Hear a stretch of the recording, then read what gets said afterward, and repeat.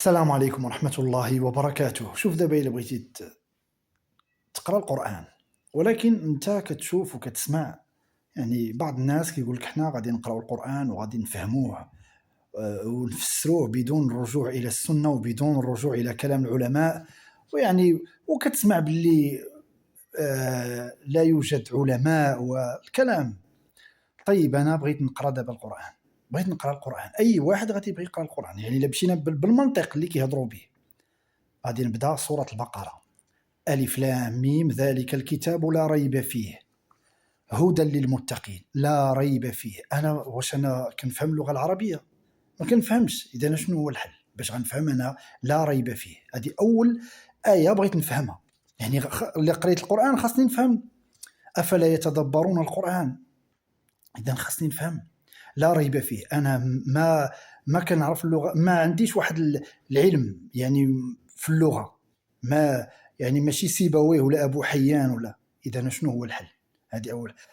وبقيت كنقرا في القرآن، وصلت مثلا في سورة البقرة قال تعالى: وإذ أخذنا ميثاقكم لا تسفكون دماءكم ولا تخرجون أنفسكم من دياركم. الآية.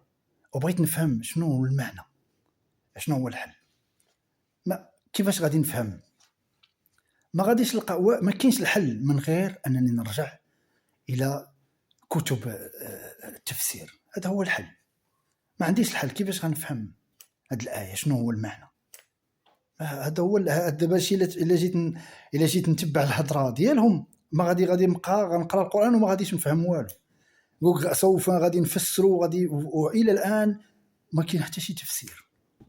مثلا قال الله عز وجل: واتبعوا ما تتلو الشياطين على ملك سليمان وما كفر سليمان ولكن الشياطين كفروا يعلمون الناس السحر. الآية بغيت نفهمها. كيفاش؟ شنو هو الحل؟ غادي نضطر نمشي لكتب التفاسير. ما عنديش الحل باش غنفهم، باش غنبرك انا بوحدي وغنبغي نفهمها.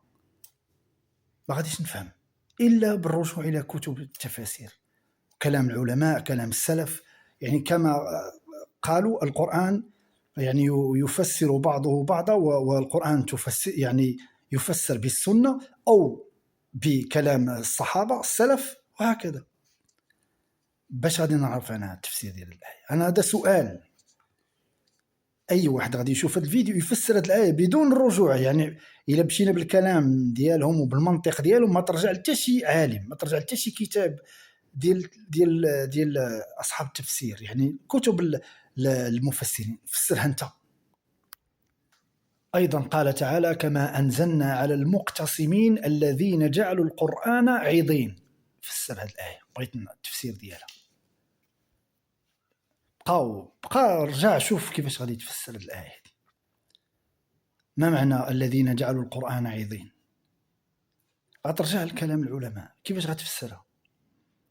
خاصك تكون عالم في اللغة العربية، يعني اللغة العربية عندك سليقة، يا تكون مفسر، يا تكون عالم يعني متبحر في العلوم. إذا كيفاش غتفسر القرآن؟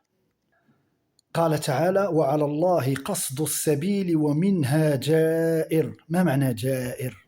شنو التفسير ديالها؟ ما ترجعش لكلام العلماء، فسر انت كيف ما يعني كيقول حنا صافي القرآن فقط. إذا فسر هذه الكلمة هذه. قال الله عز وجل: قد نرى تقلب وجهك في السماء فلنولينك قبلة ترضاها فول وجهك شطر المسجد الحرام. الآية. وقبل هذه الآية قال الله عز وجل: وما كان الله ليضيع إيمانكم إن الله بالناس لرؤوف رحيم. قال العلماء: وما كان الله ليضيع إيمانكم يعني صلاتكم يعني هؤلاء الذين ماتوا قبل تحويل القبلة، يعني هذه يعني صلاتهم وما فعلوه من خير الله عز وجل لن يضيعه. كيفاش غتفسرها أنت إلا ما رجعتيش لكلام العلماء؟ باش كيف غتفسر هذه الآية دي مثلا؟ يعني كيف غادي تفسر القرآن؟ غتقرا. حنا يعني الناس غادي يسمعوا واحد كيقول انا غنفسر القرآن، انا غندير تفسير، بزاف كيقول التفسير الكوني، والتفسير خاصو يكون بالعلم بالفيزياء والكيمياء والعلوم. مزيان، طيب فسر القرآن، شي فيديو ولا شي مقطع وفسر القرآن بالعلوم هاك باش نعرفوا التفسير. الى شي واحد كيقول انا غادي نتكلم غنفسر سوره البقره ولا المائده، كيقول قال العلماء، قال ابن كثير، قال ابن جرير، قال القرطبي، قال فلان. المهم كيجيب تفاسير العلماء، قال مجاهد، قال قتاده، قال ابن عباس رضي الله عنهما. بغيتي تفسر القران التفسير العلمي فسروا، ونحن كنسمعوا. دير فيديو وقول للناس كيفاش التفسير الكوني باش يعرفوا حتى هما. والسلام عليكم ورحمه الله وبركاته.